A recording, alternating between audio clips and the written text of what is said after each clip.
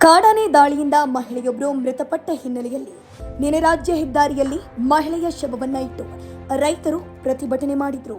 ಅರಣ್ಯ ಇಲಾಖೆ ಮತ್ತು ಸರ್ಕಾರದ ವಿರುದ್ಧ ಆಕ್ರೋಶ ವ್ಯಕ್ತಪಡಿಸಿದ ಪ್ರತಿಭಟನಾಕಾರರು ಕಾಡಾನೆ ದಾಳಿ ತಡೆಗೆ ಶಾಶ್ವತ ಕ್ರಮ ಮತ್ತು ಕುಟುಂಬಕ್ಕೆ ಸೂಕ್ತ ಪರಿಹಾರ ನೀಡುವಂತೆ ಆಗ್ರಹಿಸಿದ್ರು.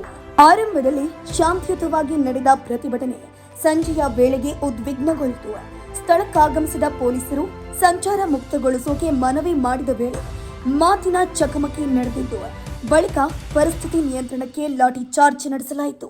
ಈ ನಡುವೆ ಪ್ರತಿಭಟನಾಕಾರರು ಕಲ್ಲು ತೂರಾಟ ನಡೆಸಿ ವಾಹನ ಪಲ್ಟಿ ಮಾಡೋಕೆ ಯತ್ನ ಮಾಡಿದ್ದಾರೆ ಎಂಬ ಆರೋಪದ ಮೇರೆಗೆ 29ಕ್ಕೂ ಹೆಚ್ಚು ಮಂದಿಯ ವಿರುದ್ಧ ಎಫ್ಐಆರ್ ದಾಖಲಿಸಿದ್ರು.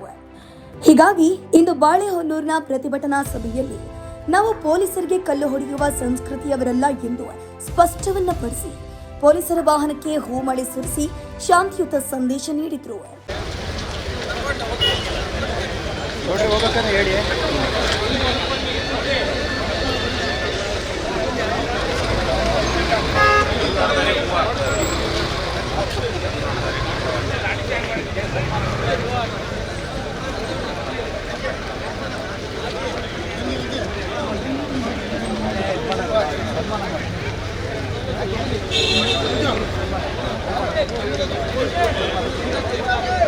भारत माता की जय, भारत माता की जय,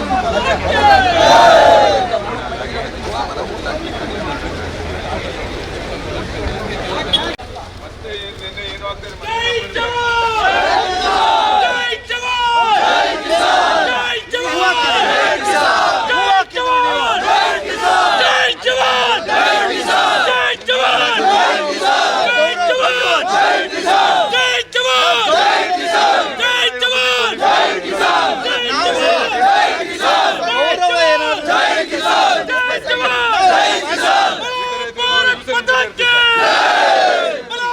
भारत माता की